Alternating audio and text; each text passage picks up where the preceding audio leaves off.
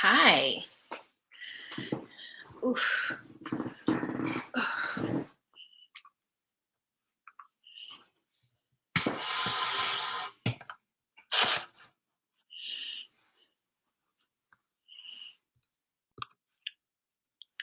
Hello, everyone. Welcome. Don't forget to give this video a thumbs up. And if you are not watching this live, don't forget to comment down below, replay gang, gang, gang, gang, hashtag. And yeah, we're going to wait a couple minutes to get more people in the room as per usual. If you guys are not watching this live, then you can expect at least in 24 hours to see the timestamp of when this is actually going to get started, because I'm terrible at going back in and adding the timestamp on it. Something is in this eye, so that's going to be a problem for the rest of this video. Hi, Domestic Gordita. Hi, Venus. Hi, Vicky. Hi, Brenda B. Hi, Diana. Hi, Summer of Dragonfly. Oh, thanks, Brenda. Whew. Today was a day. She did a thing today. It's so funny because whenever I go out and do stuff, I always feel like so accomplished. It was like 3 hours of my time. But you know, driving in a new city where you don't really understand any of the signage and it doesn't make any sense when you're going through Google Maps, you know, is taxing on one's spirit. Hi, Hard to Know. Welcome. Yep. So I got some stuff done today. What did I do today? If you're watching my stories, if you follow me on Instagram at Just Call Me Wah, I went and had brunch, and then I went to an outdoor farmer's market, and then I was walking back to my car in the direction that I assumed was correct, and Google Maps was telling me that it wasn't correct, or at least that's the way I was reading it, and I was like, no, I'm right. So I was walking. Then I almost didn't pay for parking because I didn't know I had to. I tried to pay for parking at 2 different machines. Finally, after 4 tries, it worked, and I was able to pay for the parking. So hopefully I didn't get a ticket. I don't know how parking works these days. Usually there should be a ticket on your car, but I didn't end up paying the parking like 30 minutes after I was there. So hi, Linda. Hi, J-Man. Hi, Ramsterdam. I'm notorious for not finishing my thoughts. So once this video gets started, I have to make a public apology to someone because I didn't finish my thoughts. And according to them, some crazies went after them. And you know, that's not what I'm about on this channel. So once we get 40 people in the room, we'll get started, and then I'll say my public announcement apology. Hi, Doris. Hi, Raven. The Canadian Farmers Market was good. It was just the Montreal one, and I think it's one of the oldest ones. If I had a kitchen here, then I think it would have been much more appreciative because there was so much fresh fruit and fresh veggies. I don't know price-wise, like how much things were. I still have a hard time. Let me finish my thought. I still have a hard time converting the money, period. I know that the Canadian dollar, like I can get more for the American dollar here. So it makes it even harder for me to understand. I spent $5 on the littlest thing of maple syrup, but it says made in Quebec on it, and it's shaped in the shape of a maple leaf, and definitely was expensive, right? Because a thing like this big of maple syrup is not worth $5, but you're paying for the packaging and it's a souvenir. So yeah. But I bought some soaps, I bought some bath bombs, I bought some lavender satchels, you know, just some cute stuff from the farmer's market to give as gifts for people when I get back to the States. And when I go to I'm going to the Mohawk Territory next weekend, so I will get some more items there. And then the weekend after that, I'm going on a little staycation to a little like cottage cabin situation, or house really, about 30 minutes outside of Quebec City, which is about 3 hours from here. So I'll get some more stuff then. Hi, Linda. Linda's on the West Coast and she hasn't seen it yet. Girl, I'm pretty sure many people on the East Coast haven't seen it yet either. I think it starts now, so most people will be probably watching the episode at this point. So I did the VPN. I got Discovery Plus. So yes, I went to Grace report and I saw the VPN that she put. So I used that and then I got it. So that's really exciting. That's how I was able to watch it. Oh, I could see the delay in my screen. So sorry for the delay. And for those of you guys who are wondering about this lipstick, it's lip liner. It's a black lip liner and a dark brown lip liner because they don't actually make lip liners. At least I haven't found one that actually shows up the way it needs to show up on me. So I have to mix brown and black together. And I overdrew my lips and then I went in with a NYX lip gloss. The same one I've had for a long time now. I had Indian food for dinner and I'm stuffed. So if I've looked stuffed and sleepy, it's because I am. Okay, we're almost there. And as it says on the screen, if you want to join the convo, and we had a good time last Sunday or was it Sunday or Monday, where we went toe to toe, so to speak, 90 Day the Other Way, toe to toe, and about Benny and Ari.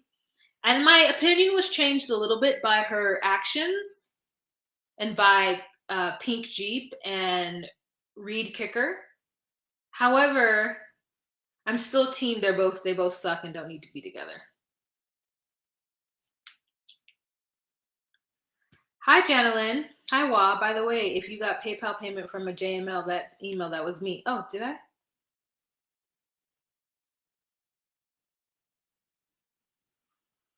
I don't see anything on PayPal. But thank you. Thank you so much. All night, all right.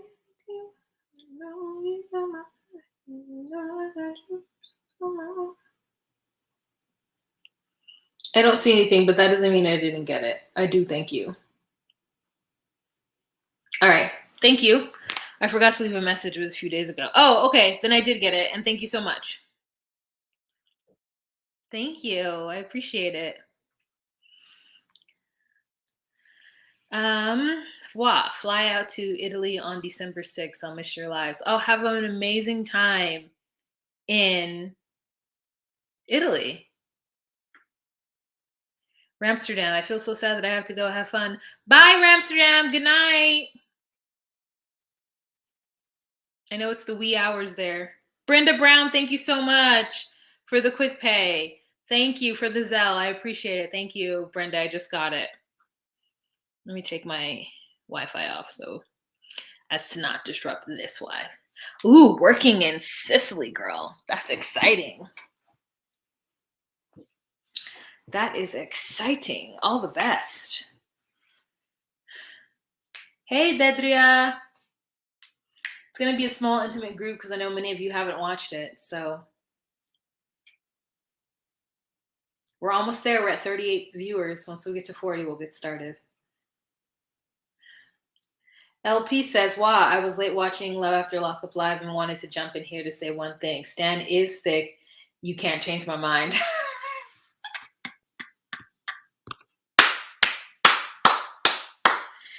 Okay. That's fine.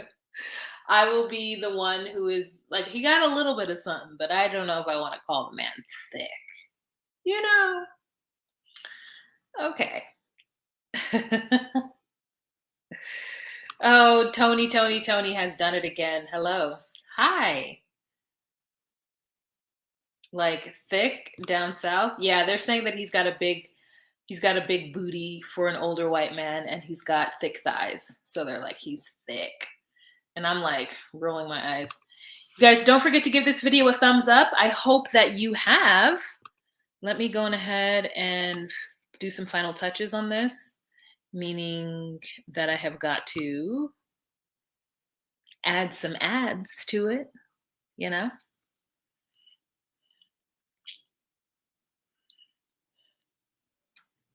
All night I riot with you.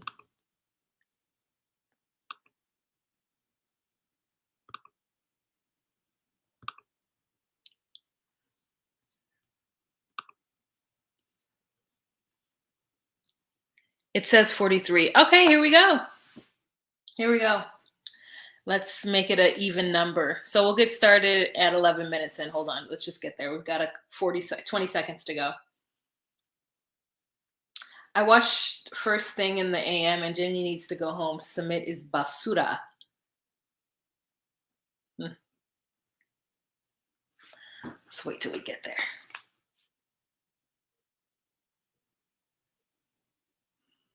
Hey guys, it's Wahima, but just call me Wah. Melanated! Welcome to my recap of 90 Day Fiancé, The Other Way, Season 3, Episode 12, Cold Feet. If you guys would like to donate to the baby fund, you can see down below that super chats have been disabled, so I'm sorry for those of you who are overseas, but you can donate if you want to via Cash App, Venmo, PayPal, Zelle. Those are some options as well. Unfortunately, if you don't have any of those or don't have access to them at this time, I don't know how you would do it. But I thank you for the sentiment and I wish you all the best. If you would like to share this video on any social media platform that you deem fit, please feel free. Don't forget to give this video a thumbs up and let's jump right into this episode. But first, I have to make a public apology. Last week on my family Chantel specifically, I did a little bit of a talk about a commenter and I neglected to say that commenter's name because I didn't want anybody to go after them. And in that conversation, I mentioned another commenter's name who was kindly explaining to me cat culture in Turkey. And they did it in a way that was calling in, that was very informative, and that was said with love, without any nastiness or vitriol. And I mentioned their name. And I guess whomever was watching or watched the playback assumed that because I mentioned their name, that that was their opportunity to go and send rude things via DM to this person.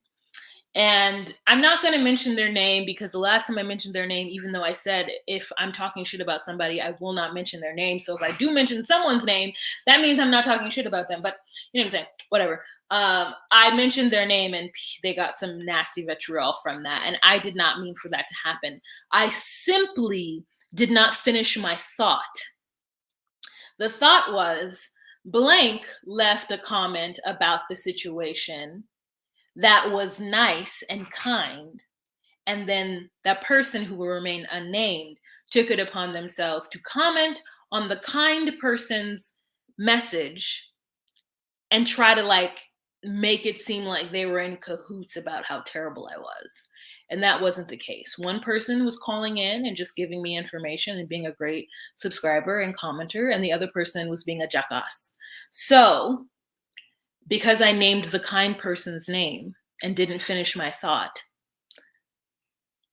some of you crazies went after them. Now, in general, I mean, if you truly are down with me, you know that even if I do mention someone's name, it still isn't for you to go over there and like make them feel bad and DM somebody, because it honestly isn't that serious. I was just getting something off of my chest, and I'm never sending anybody over to dismantle anyone else. But I guess that person or those people didn't get the memo that I'm not about that life. So there's that. And I want to give an apology to that subscriber who got negative feedback because I didn't finish my thought after mentioning their name. So there's that. My apologies to Arendina. She did nothing wrong. She's a kind soul. I mentioned her name, not meaning it to be negative, and people who cannot understand the highways and byways of my thoughts went and were rude. So there's that. Hi, Lone Star. Hello, Anika. Thank you. Thank you so much. Okay. So let's bring up the first couple. So the first couple that we're going to talk about are these two fools because we haven't seen them in a while. And let's just get it over with. So this scene starts off with Vic walking Ellie through his memory or through like what happened to him during the hurricane, right? So that she could get a better idea of where he's coming from. It seems as though even though Vic is up and talking and walking, he is kind of just running on fumes, so to speak. He is going through the motions and hasn't truly processed what has happened to him, this near death experience that he had, because that's exactly what it is. And he was having, he has PTSD from this whole process, this whole situation, this whole hurricane. And so he takes her through the home of his sister and walks her through where everybody hid, where they were worried about their lives. His mother was saying, "Don't, I want to run outside." He was trying to stop his mother from running outside. He just basically went down and went through every single thing that she needed to know so that she could better have an understanding of what's going on.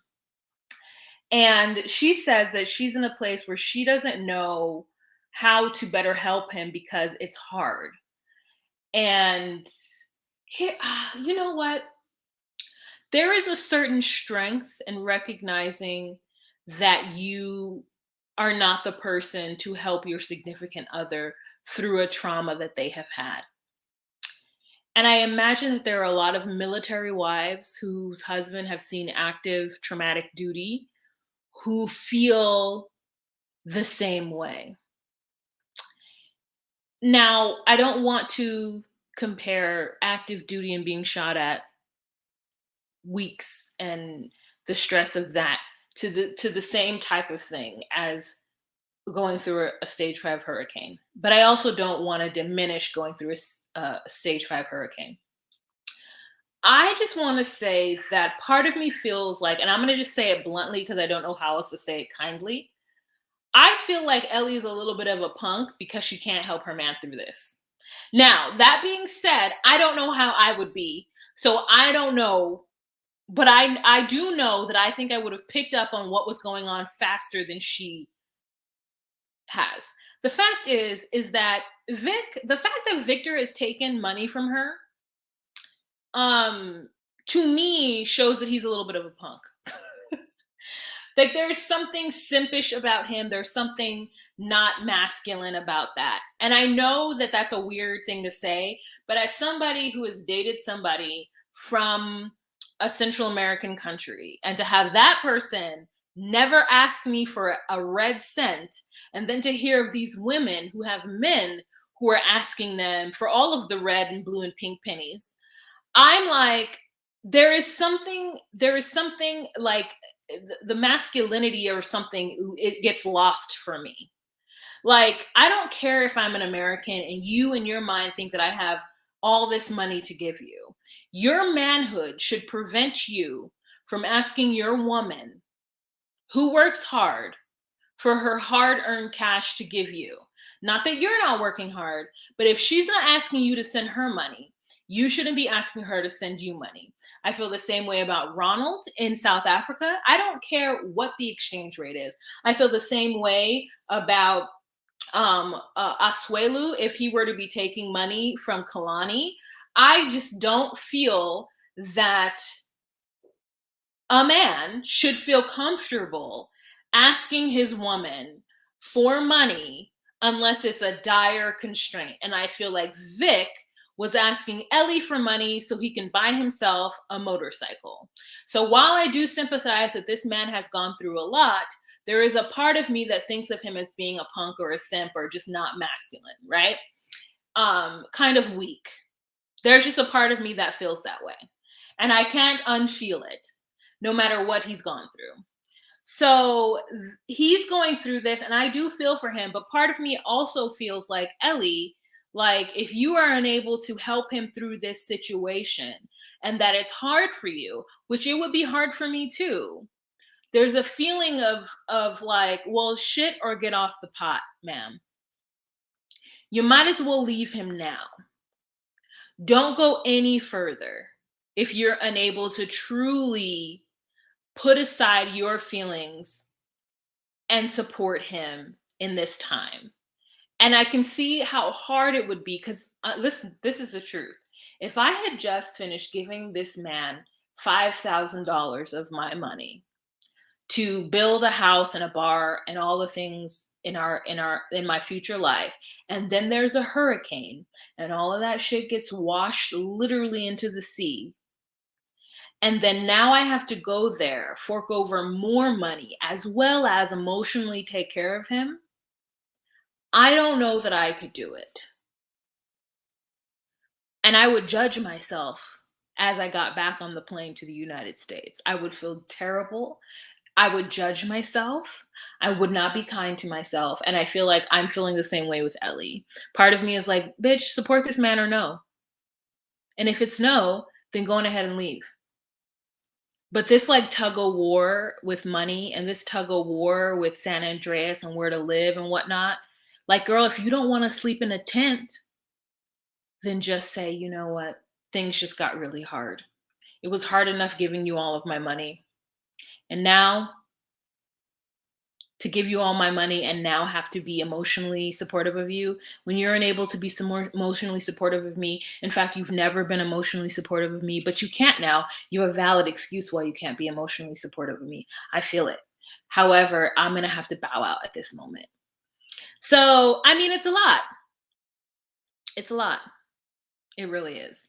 Antoinette says, someone told me that men are like that because women want to be equal. But I'm with you. A man is supposed to carry the weight of the family, and anything I do is extra.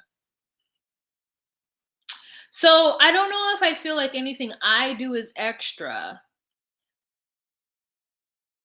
But if men and women are equal, then don't ask me for money, and I won't ask you for money. I feel like if a man wants to take care of his wife by providing manicures and pedicures as like an extra little, then I think that's sweet to do. But I don't necessarily know that it is necessary. I don't know until I'm in a relationship and a man offers to do my mani and pedi, like, or what bills is he going to pay for? Because in my mind, household stuff is split equal. Like, if you're paying the rent, then I'll pay all the utilities. Or we're splitting the rent and you take 3 utilities, I take the other utilities. And then if any money things come up for the kids, then we work it out. Oh, and don't forget he cheated on her. So that's another layer. That is another layer. So I do see that. Giselle says there's no such thing as equal. They still want you to do all the house chores and pay the bills equal what? I agree with you on that too. I don't even think about household chores truthfully, because if a man doesn't clean up the house, like I forget that there are men who don't do that. The truth is that I've not never, but like most of the men that I've dated have their own apartments. And so once I walk into that apartment and I see that it is clean, I now understand what their level of cleanliness is. So I never even think about it because like, what do you mean you're not, the bathroom is dirty? Where you need to clean it. You need to clean it. Women hate feeling like they wasted time and they spend so much time explaining away the red flags just to have someone. That's why you need your straight shooter friends. I agree. So to me, cleaning is not even a part of it. Like when women are like, "Oh, I'm going to provide an atmosphere of the home. I'm going to clean the house." Like I am like never going to just clean the whole house by myself. That man is going to clean the house. You shit in that toilet, you're cleaning that toilet. Like no. But it's for the same way that I'm like I will always work because I can't have somebody just giving me money. Like that doesn't feel right to me. And so like the way I navigate that is you don't have to, I'm not going to clean up everything and I'm also going to work. So you don't have to clean up everything, but you do have to clean and you're going to work. And we're both going to do things 50-50. And if anything comes up with the kids, then we both figure it out. We have a fund, we have a house fund, and then we have our own separate bank accounts. That's how that's going to work. There's a house bank account. You have yours, I have mine. 50% of it goes into the center. We split and pay bills from there, children's stuff from there, but we have our own little monies to do things. Now, if you would still like to pay for my pedicure, okay. I love it. And I love it. And I will always, if I see something in the store for you, a shirt, a pair of pants, I'll buy those things for you. You know what I'm saying? Nope. My aunt said, never let a man sit down while you clean. I can't do it. I can't. It's not me. Like, oof, you're cleaning something. Yield, I agree. I've been there. My ex-husband told me one time that he goes out the house to work, so I should do everything else. And I said, I pay as much of the bills as you if you want to. Yeah, exactly. If we're paying, yeah, no, absolutely not. Now, if the man was like insistent of me not working, and I'm like, okay, can we get a housekeeper? Because cleaning takes a lot. And I think that personally, if I'm cleaning something and you're just coming in behind me messing it up, I'm gonna be mad. So we're gonna have to get a housekeeper, and I'll work to pay for that housekeeper. Anyways, so then they sit down and they have a conversation over some rum. And they talk about having kids because Victor still wants kids, and Ellie's like, I'm open to it, but I don't know if I can have kids. Now, I don't know if Ellie is like, if I have a kid naturally, then praise be, but what I'm not doing is IVF. I feel her 100%. Like, she's like, yeah, we could try naturally to happen. Don't get your hopes up. Might not happen. But if you're asking me to do something extra, like get a surrogate or do IVF, no, I'm not going to do all that. That ship has sailed. So we can try with these 45-year-old eggs. You know, we could try with the eggs that we have in here. We could try with those eggs, see what happens. And so then she's like, have you ever thought about how much babies cost? And as soon as she said that, I was like, because yes, babies do cost. If you live, I'm going to say this statement, and this could be wrong. People are going to be upset with me. But I feel like having a child in the US is more expensive than having a child in Providencia. Right? In the US, we're like, we need a car seat. We need a this. We need a that. We need. There's all this like technology and like stuff that you need in the US. I've seen people raise children on next to nothing in Central America. Right? You don't need a car seat. What do you need a car seat for? There's no cars. You're not in a car. If you are in the car, you're not driving far. Just hold that baby. Okay, you just hold that baby. The same thing with like these baby bungee things. You just wrap a child in some cloth and put them on your back and keep it moving. You know, like maybe the most expensive thing is formula if you're unable to breastfeed or you choose not to breastfeed. Okay, like you know what I'm saying? Like, just get the baby some bananas and mangoes. Like, children seem to thrive well in these countries off of not that much. So Pampers and formula, if you need it, are some of the most expensive things. But I've seen people, unless you have a lot of children and they all need to eat, you know, more than rice and beans every day, like usually babies are not expensive. Your kid get more expensive as they get older because they require shoes and clothing and all kinds of stuff all the time. And then sometimes school is not free, right? So like, you know, in the States, I think there's a lot more pressure to give your kids electronics and stuff like that. And honestly, I think, you know, when in Rome, do as Romans do. So having an iPad or a tablet, yes. In the States, yes. Your child will probably do best because things are now on iPads and tablets in schools now, and so you're setting them up for success. But in the bush, girl, no, your child doesn't need an iPad. They're fine. They're fine. There are plenty of wildlife and sticks that they can play with there. You know, when in Rome, you do as Romans do. And so I honestly think that while it's still more expensive than if you were a single person, it's not the way it is in the US. I'm just going to say that. I could be wrong, and I'm willing to be wrong. But my idea of it from seeing it, it's not as expensive. So when she started on that, I was like, oh, girl, we're going down that aisle. Are we? Okay. So then they're like, okay, she's like, well, we'll pay for it with our bar. And she was like, well, we can't really sink money into a bar right now because there's no tourism here. And he's like, well, people on the island need to drink.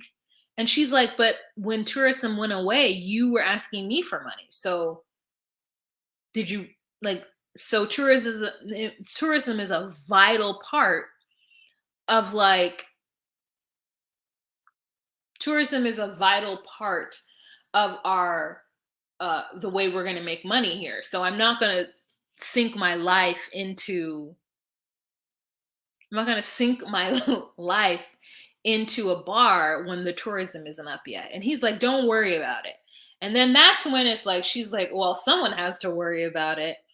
And she's like, well, maybe I should have stopped sending you money earlier then. He's like, you didn't even send me that much money because if you had, I would have had a bike. And then they get upset. And then I'm just like, okay, this conversation devolved and it devolved very quickly. And it's because of the money issue. And that's what I'm saying. She sent him money and she's feeling some kind of way about it. And she has every right to feel some kind of way about it. And him saying, don't worry about money, you always worry about money. Then why were you worrying her about money then if it wasn't important? Talking about you didn't send me that much anyway because I would have had a bike. So here we go back to this bike conversation. So you did want a bike and you wanted her to pay for the bike. Okay.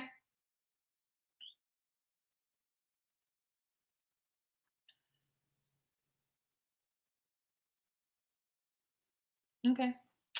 Oh, what do you sticks? Oh, okay. The reason why I say that is because my aunt used to tell me that the game that she would play would be like to get a stick and they would just hit like run around and hit each other with it. So in my mind, in my mind, the children in and this could and my aunt is a boomer. So I'm talking about children in the like 50s. So I'm not even talking about normal. I'm not even talking about current children. So do not listen to me. I just think of it as being like my dad's like, we used to, I'm like, he's like, we used to make a soccer ball out of sticks and paper. And I'm like, what? Okay, I could get a soccer ball. I could buy a soccer ball. Don't worry about that. But like, you know what I'm saying? Like you find things to play with. I'm not saying that they're playing with sticks. That is just an old familial anecdotal like conversation that was once happening. Like my dad's like, we should just play with sticks. And I'm like, what? What games with stick? Well, you get the stick and you thrash this person. That's the language. You thrash them. And then if you got thrashed, and I'm like, is that it? Are you guys playing it? Like who's it? With sticks? Anyway, so there's that. Sorry for that comment. I know there's some people who would be like, we don't play with sticks. And I'm not saying you did. I'm saying that my baby boomer dad and his siblings played with the stick. And that's just an old thought. So it's nuts. I'm not trying to say that. But yeah, like when he said that he could have had that bike, I said, okay. So now you're going to tell her that the money she sent you wasn't even sufficient. First of all, she shouldn't have been sending your grown ass any money. No. You should feel some kind of way if you have to ask your girlfriend who is working hard in another country for money. So anyways, that devolved and it devolved very quickly. Giselle says, yep, we used to make soccer ball with plastic and rubber wrapped tight in Kenya, climb trees for hours. Like, so it's that kind of stuff that I'm talking about. Thanks, Giselle. Also, after watching, like, I want to go to Mombasa so bad now. I'm like, should I go to Kenya? Should I save up my ducats for Kenya? Is that the Indian Ocean is over there, right? And there's Indian people there. So I can get samosas and Kenyan food, whatever that might be. I want to go to Kenya. I think it'd be pretty. As Evelyn of the internets would say, I would like to dip my hip in the Indian Ocean. Whew. Okay, let's move on. Let's talk about, speaking of Kenya, let's just go on to Benny and Ari. So in this episode or in this segment, Janice was a huge part of ensuring that we were able to see these two kind of like reconcile a little bit because for the longest time we weren't able to do so. How come my picture isn't popping up? The picture of Ari and Benny isn't popping up. Did I delete it on accident? Is this one showing? That's not showing. Is this one showing? That's not showing. Is this one showing? That's showing. Is this one showing? That's showing. No. Did I delete all these images on accident? Maybe I did. Well, anyways, why is this the only one showing? Okay, whatever. Pretend you saw a picture of Benny and whatever her name is. Okay, so Benny meets with Janice. So Ari comes out of the room. She's just put Avi to sleep, and she's gonna go to sleep because her time clock is on him. So baby's asleep, she goes to sleep. So Janice and Benny go out. They take the interpreter, who now that I'm hearing the interpreter speak, that interpreter is not good at interpreting. We don't need her. We need somebody else whose English is like way better. Okay.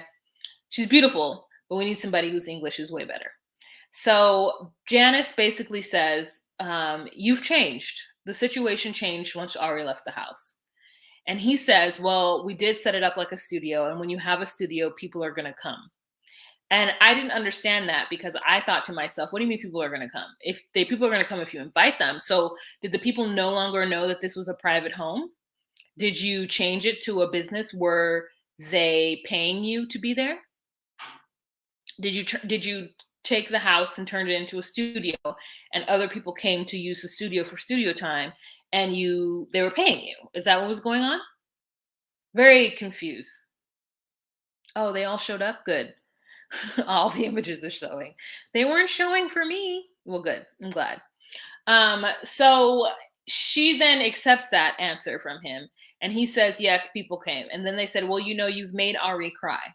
She's been very upset.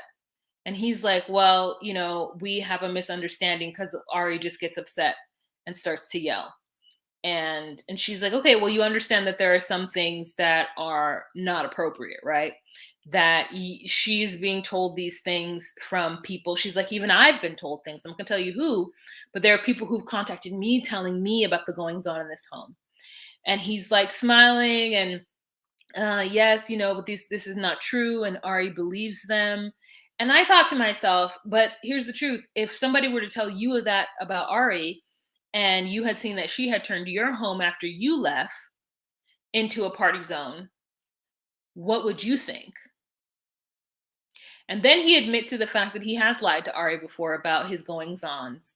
And that is why there's so much mistrust, because he should have just told the truth about where he was going and just faced the consequences, as opposed to being a mentiroso and telling her lies about when he's going to the club and doing whatever.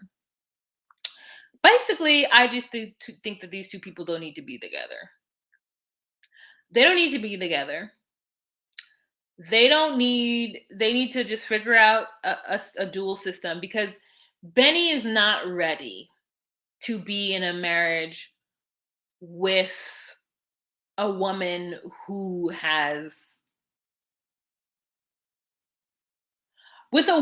doesn't want her man doing whatever all out in the streets.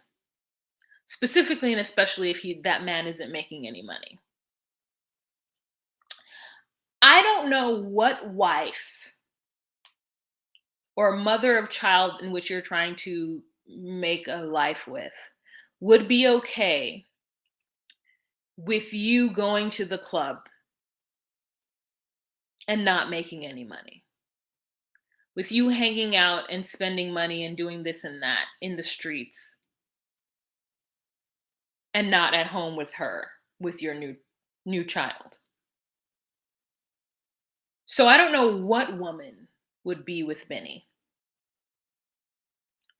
because he's not a breadwinner. And his nonsense does not yield any.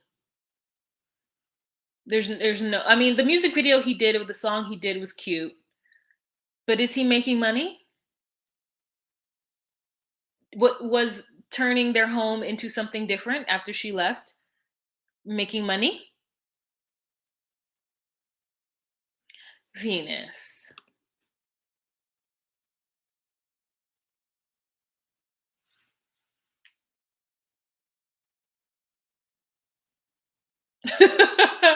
I don't understand. What do you mean? No, it wouldn't. I think he has a better opportunity of making money and doing whatever in Ethiopia. Like, what is he gonna do in the States? Is what is happening for Soja Boy in the States? Nothing.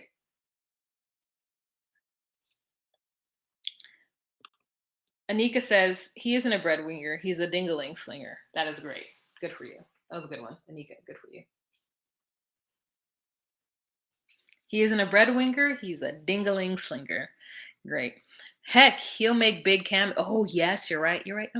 I'm sorry. When you said that he would make money in the U.S., I assumed you meant through singing, or bongo, or not bongos, but he plays the drums on his ex's butt. I thought you meant that he would make money being a go-go dancer. I mean, he could make more money being a go-go dancer in New York City if he worked in a gay club. Soja boy. Okay, so then after that, Janice asks him if he cheated on Ari. He smiles and says no. Janice believed it. She said she saw it in his eyes. And then they get back to the house and they give Ari a rundown. And she says, you and him need to have a conversation about your future together. And they say, okay. And she's like, okay, my job is done here. I'm Janice. And I said, okay, Janice, do what you got to do. Do what you got to do, Janice. So make it so that your daughter is comfortable in her relationship. What gets me is these men act like they're the head of the family and do so much but freeload while they meet American men. I agree. Oh, no, absolutely not. Can somebody please take good oral out of this chat? But Jasmine, you're a moderator.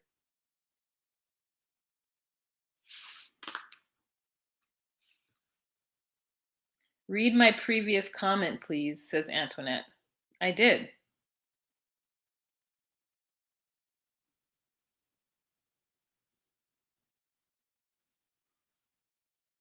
I did read your previous comment. Tonight you're getting a little saucy here. Why are you yelling at me? Thank you. Thanks, hard to know.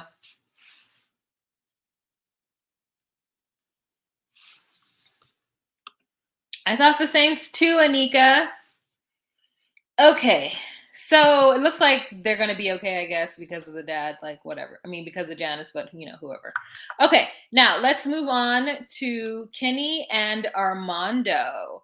So with these two lovers, the family finally gets there. And oh, I forgot to say this last episode, Armando's father comes and because the mother started packing up his items and he had no choice but to come. I mean, also, like, what was he going to eat? I feel like they must be in like a really traditional, like old school marriage where like if mom leaves, like what is Armando Sr. gonna eat? There's gonna be no food for him. So he has to go. So so I know he's that, but is he getting paid at it? I know he's been in the US. I saw that he did a video and his background was clearly the US. But this was filmed a year ago, I think. So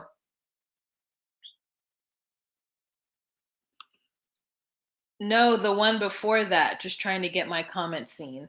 Sometimes I see everyone's comments, sometimes I don't, Yeah, I just got to keep moving. I see what I see when I see it. Don't worry, it happens. I miss things all the time. Okay. So, Armando's family gets there. He's really nervous. Dad is driving. He doesn't know what to expect. Dad gets out. They say hello to everybody. And then they go into the condo where they're being seen. And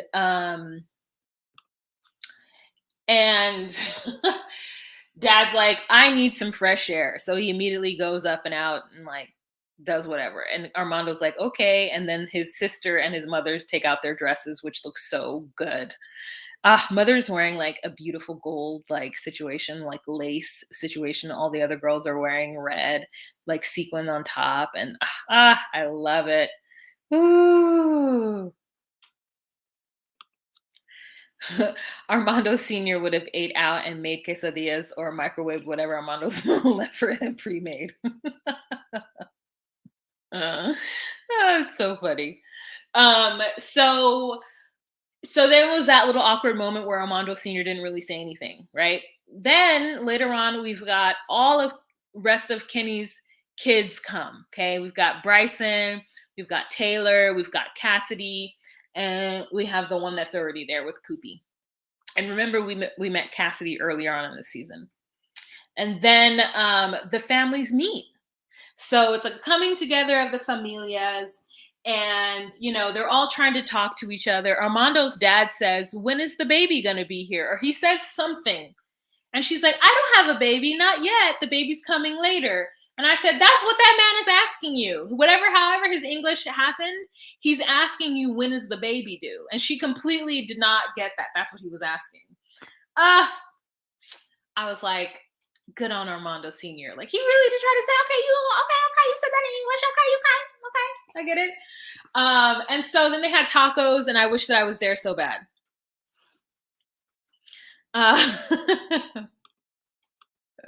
Lala says, "I'm still watching, so I'm coming in just to say no couple has ever been more boring than Victor and Ellie. The entire storyline." Damn hurricane. You're right. So it's a good moment, it seems. And then Kenny pulls his kids aside to talk to them about the fact that him and Armando went to orphanages and might look for, to have another kid. And his one daughter, who is too old, starts crying because she feels like her dad is just gonna throw away his entire family in the US and start a new family with Armando. And Kenny says, "Well, Armando's 32 years old." And then they were even feeling some kind of way because he wanted to adopt Hannah. And I'm like, is this about money? Do you guys feel like your inheritance is coming under fire because this man is moving on and wants to have more kids? Or do you guys really feel in your grown age? And here's the truth. I don't know what it's like to not have your parents there in your 20s. So I'm coming from a complete place of hypotheticals. So my parents were I moved away from my parents. My parents didn't up and move away from me. So honestly, let me take a step back and say that if my dad, my only parent had just upped and moved away from me, I would feel some type of way. But part of me also thinks there's 4 of you. 2 of you are in relationships. 1 of you have a child, and 1 of you has a child coming on the way. So it's not like the 4 of you don't have each other. And y'all seem pretty close. It's not like it's, some siblings aren't I'm not super close to my siblings. But I'm not super close to anyone.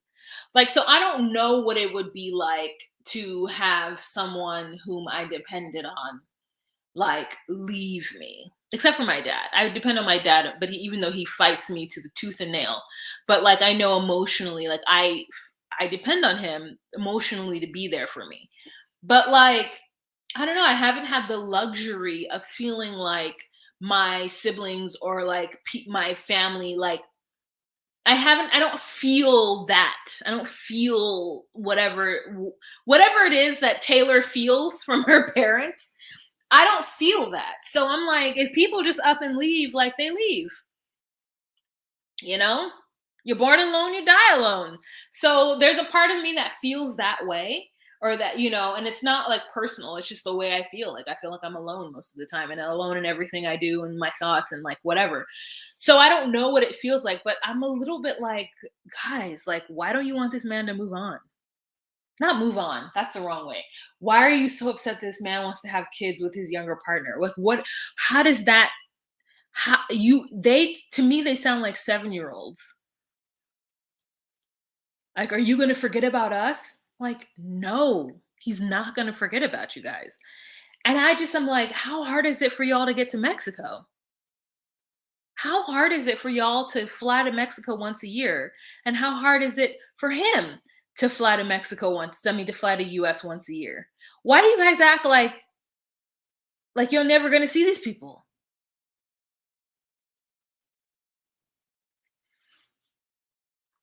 Jasmine says, had my sister, grandma, and eventually my older son, so I was good. My friends became my family. My mom lived in Vegas while I was in OC for about 10 years, and I was so sad. Okay, okay, okay, okay, okay, okay. All right, all right, all right. All right, all right, all right. I'm seeing it. I'm seeing it. I'm seeing it. I mean, I would feel sad too, but like I lived in New York City for a whole 6 years, and my parents never came to see me. Not once.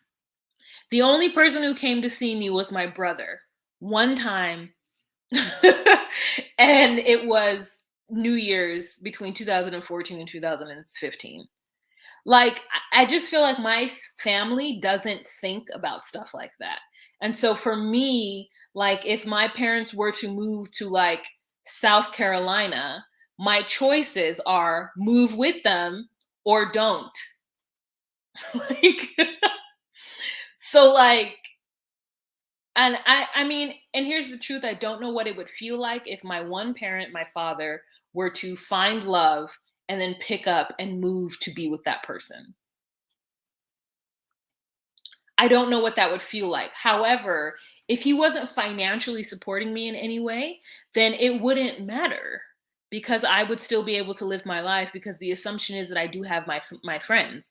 Now, she was saying that, her and her dad used to go to the coffee shop and chill and hang out. Now, they have a different bond, and I get that. And I get that it's been hard. But I also feel like what's preventing you from coming here and what's preventing him from going there to see you? So, that's what I think. Yeah, that's fair. This is fair. This is a fair comment, Jasmine. It's a fair comment. I just thought the amount of tears that I saw from Taylor was a little crazy. And like I get that Cassidy wants her dad there to support her. Sorry, I got an email. Is it from one of you guys saying you want to join? No. Patricia, thank you so much for the money. Thank you so much. You're back in school, girl. Okay, okay, okay. I get it. I get it.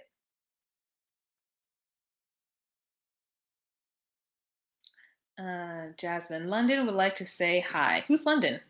He asked if he could use a pillow with us again. I don't know. Maybe. Well, oh, I see it now. It came through. Hello, London. Hi. How are you? So cute. You've got such beautiful bright eyes. Cute, cute, cute, cute. Thank you so much. Thank you. Thanks, guys. Maybe it's just difficult. Maybe it's just that change is difficult because while looking at the bright side, they can have fun vacations in Mexico. That's what I'm saying. It's not like he's moving someplace crazy. Jessica, welcome. Okay, so anyways, not to go into any more deep than that, I just wasn't truly understanding where Taylor was coming from. I was, but I was also like, there's still four of you. There's four of you. You can hang out and take care of Cassidy. Y'all could take care of each other, unless they don't live close to each other. But then mend that and go live close to each other. So there's that. They were just like, oh, and I'm like, you feel like, don't you think you're too old? And he's like, well, I have, and it's like also like a baby. Like, no, what if it was like, it feels like Taylor was going to have a problem if he wanted to even adopt Hannah, which I'm like, why wouldn't he adopt Hannah? Yeah. Anyways. Okay. Next couple that we are going to talk about is Corey and Evelin. So basically in this scene, Evelin has been having dreams about Corey's cheating and his like stupid behavior. And so she wakes up on the bad side of the bed every morning and they're driving and she hates the way he drives. She thinks he's a sucker and a simp when he's driving because he lets slow vans go in front of him. And she's just like, taking a slow drive with an idiot. Okay. She wakes up angry and she basically tells him that they can get married, but now that he's planning the wedding because she doesn't want to put too much emphasis into it because this is something that he wants and she's just going along with it, that that they can't get a religious officiant, just like her sister or someone. And he's like, your sister hates me. Like, even if she is the officiant, she's just going to be negative and bring her negative stank attitude into this. Like, I don't want her to marry us. And then she's like, well, we can't get married with the church because then it's going to be for real. And my parents are going to get mad if we divorce. And he's like, stop saying divorce. Like, you keep saying this negative thing and it's like bothering me. And she's like, I'm really sorry that I'm saying this and I don't mean to be negative, but unfortunately, like, there has been too much bad blood and you've lied to me, and like, I don't think you're cured of your lying. And so I want you to know that, whenever I get on a plane, I look for the exits just to make sure. Not to say that I'm gonna jump out, but I'm like, if I need to get out, I'm gonna get out. And he's like, well, that's being negative. And she's like, well, our relationship is not the best. And it's never been the best. And even though it's good now, there might be something I find out later on that you've lied about. And so I want to let you know that divorce is on the table, that this is not unconditional. This is a marriage with conditions. And then he's like, well, it makes me feel bad. And she's like, you know what? I am sorry about that. I'm sorry that I keep vocalizing it. And it does make you feel bad. It does make you feel bad. And so my whole thing is, if this woman is planning for a divorce and or thinking about what could happen, her exit plan if she does get divorced, then they don't need to do anything further than this. Because the truth is that if I were to get married to somebody, unless I was literally walking on cloud nine, I would be thinking about my divorce contingency plans too. Because just because you get married to somebody doesn't necessarily mean that you don't think that this wasn't a great idea. You might have gotten married to somebody because of finances, because of taxes, because of visas, and you knew upon getting in this marriage that your relationship with this person might not last. And I truly do not think there's anything wrong with her thinking about that. I do think, though, that it's hurting his feelings, and so she should therefore stop. But she's not living in a Willy Wonka chocolate factory wonderland. Give me a golden goose egg. I want more. She's not living there, because there have been too much shit that has happened between her and Corey, mainly his lying.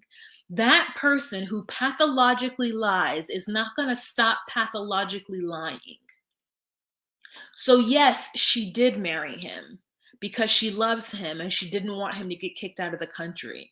But that doesn't mean that she needs to put on a white dress, invite her whole family, invite the bishop, and sing Kumbaya with his fool ass. Okay? Thank you, Shanty Lee. Thank you. Thank you, Hard to Know, for the Venmo or the Cash App, whatever that was that just came through. Thank you so much. That does not mean that she needs to pretend like this shit is going to last forever. It's not.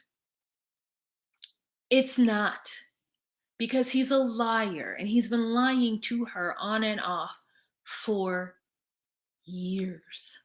So what she's not going to do is get in front of Jesus Christ and the altar and show her love for this fool.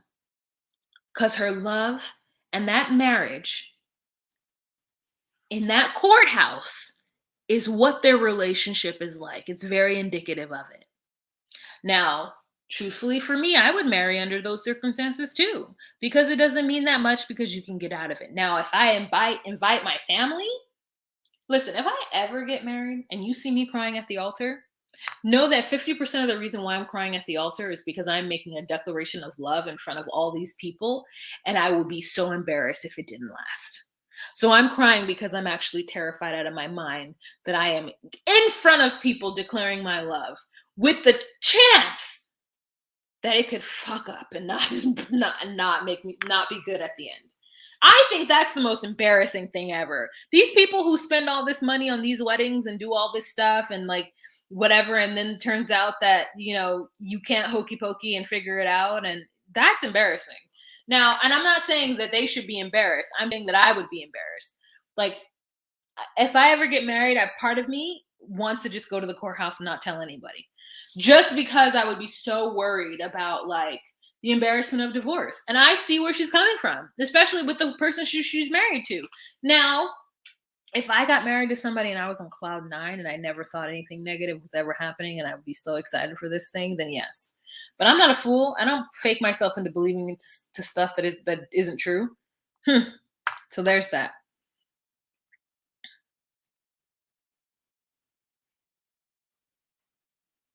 What happened? What's happened to Graciela?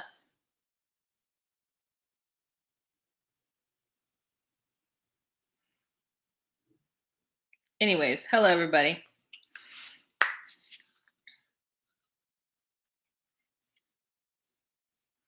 Even I was on cloud nine. I would never get up. I would never give up my appointment.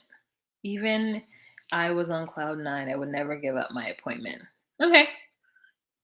Girl, that's a great way to put it. I had a courthouse ceremony, but yes, it was one of those things. I was like, Mom, man, people going, no, I suck at making it work. Oh, good. I hope you're well. Apartment. Oh, apartment. Even I was on cloud nine. I would never give up my apartment. Yeah.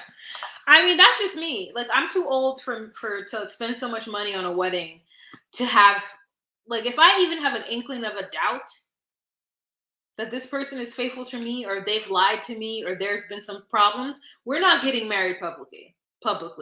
We're getting married quietly, so that if we divorce, we can divorce quietly. Okay, next couple that we are going to talk about is Sumit and Jenny. Okay, so with Sumit and Jenny, I'm really torn with these two because I do not quite, I don't know, I'm torn. Anyways, let's talk about it. Okay, so Sumit and Jenny go to the very young. P.S. Everyone is talking about how young the astrologer is. Khalid? Everyone's like, how has he been their astrologer for 30 years? Look how young he is. Okay, great. I'm glad that we all as a community felt the same way. So they go to the astrologer to see when the best time to get married is. And so Sumit says that he hopes that he says the time is favorable and what is the best time for us to get married. And so they get there. And so he says, last time I told you to wait, that the stars were negative, but the moon is changing rapidly. Then he says, what's your birthday? What's your birthday? Beepity bop boop boop. You can get married. No big deal. Going ahead after the 9th, but do a court marriage. Don't do a Hindi traditional like ceremony. Okay. No festivities, no parties. All that has to be cut. And then so she's like, yes. Sumit, we can get married. And so then Sumit's like, oh, so soon. So okay, so soon. And she's like, well, we can get married. And I mean, I don't want to force you. Am I forcing you? And he's like, you're not forcing me. You're not forcing me. Okay, we can go. We can go to the court. You remember we go to the court? We went to the court last time. We went to see the doctor, the lawyer, the doctor and the lawyer. Remember we saw them, so we can go see them again. And she's like, well, Sumit, tell me what's wrong. And he's about damn near having a panic attack. And she's like, tell me what's wrong. Tell me what's wrong. And he's just like, I after my last situation with my divorce, I'm terrified of divorce. I don't want to go through that again. And, I do love Jenny, but, so I just think maybe, we should wait a bit. I wasn't expecting it to happen so quick. And I'm just very scared of everything that can happen, because I'm just worried. And I'm thinking to myself, how do you compare your love marriage to Jenny to your arranged marriage with your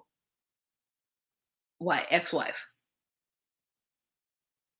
What do you mean? You already had the huge, big embarrassment of your life with your first wife. Why don't you want to marry Jenny now that the skies are clear? What are you scared of? And so then they go to the lawyer.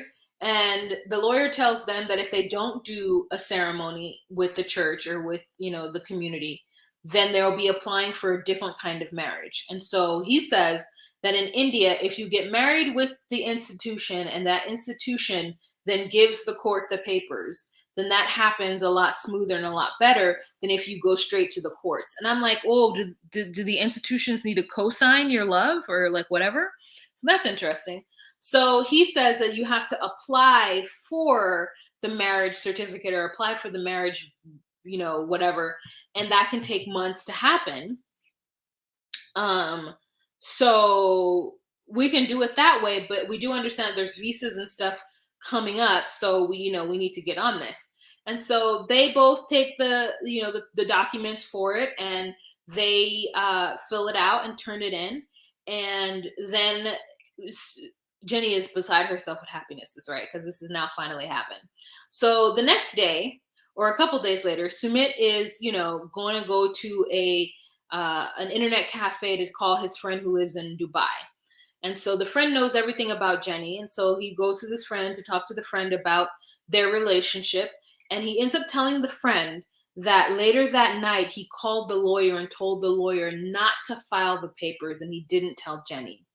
And he didn't tell Jenny because he didn't want to hurt her feelings. But he really is terrified to death of marriage because he is scared that Jenny is going to change. He said that he was in a domineering relationship with his wife because he was told that she was a kind and sweetheart person. And then when they got married, all of a sudden, she became domineering and started to tell him what to do. And he doesn't want to live that life. So he doesn't want to marry Jenny because he's scared that once they get married, that he will change and that she will change and become domineering. And I said, so for this last year and a half living with Jenny in the house that she keeps, the house that you were so happy and desperate to have your mother come in and teach her how to keep because you were unhappy in it. You didn't like the way that she didn't make the chai every morning and that she didn't clean and get up at 6 and do the yoga and clear out her sinuses. So you were so happy that your parents were there. Now that here's the opportunity to get married, you're scared that she's going to be domineering. And all I hear is that you are terrified that you are going to end up like your father, stuck in a marriage with a domineering wife who tells everybody what to do, and then you just have to sit back and take it. You have to do everything according to your wife in order to maintain peace. After marriage, Jenny will be domineering. So you think that once you guys get married, there'll be some like secret sprinkle, like veil that she walks through, and all of a sudden she's going to become this like, la, la, la. Like you think that you've been living with this woman for a year and a half, Sumit. If that domineering person was in Jenny's body, it would have come out already. As well as you. Hi. Did the producers tell him to say this? Because I root for Jenny and Sumit. And this storyline, I do not like. I do not like him saying that she's going to become domineering. I don't like it. That all of a sudden she's going to change. At this point, I feel he is out of excuses. He was never expecting his family to be a problem. Girl.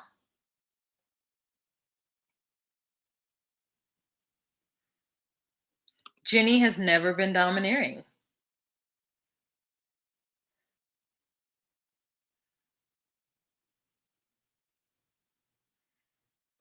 I could throttle him. I was really mad at him for that. I don't like this.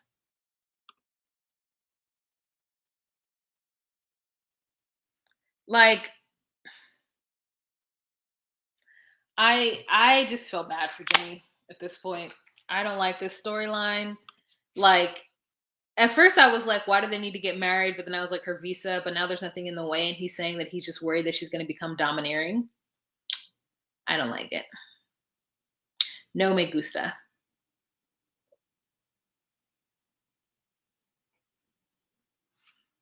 This has to be. I agree. It has to be a producer plant. I absolutely agree. This has to be some storyline. There's no reason that this man is all of a sudden scared to marry the woman he's wanted to marry his for the last 9 years. He won't even. Evelyn married Corey so that Corey can stay in the country. Sumit won't even marry Jenny for the visa. Why doesn't he just talk to her and say, "Hey, don't become domineering. Don't change."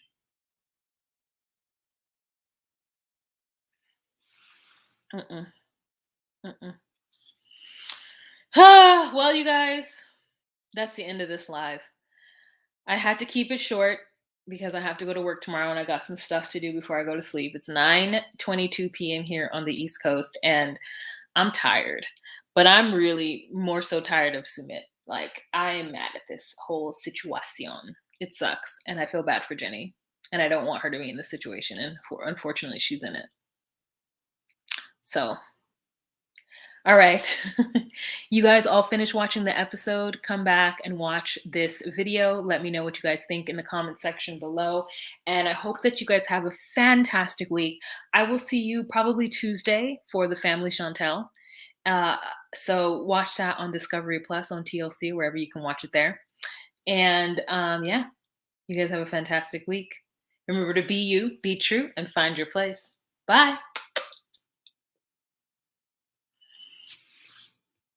Good night.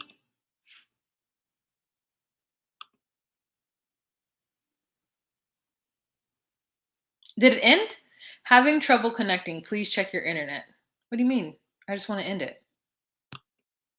It's not letting me end it.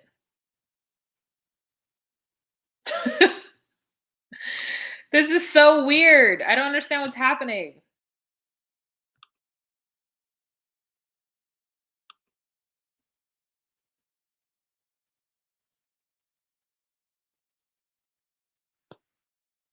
Bye. It won't let me end it. I don't know why.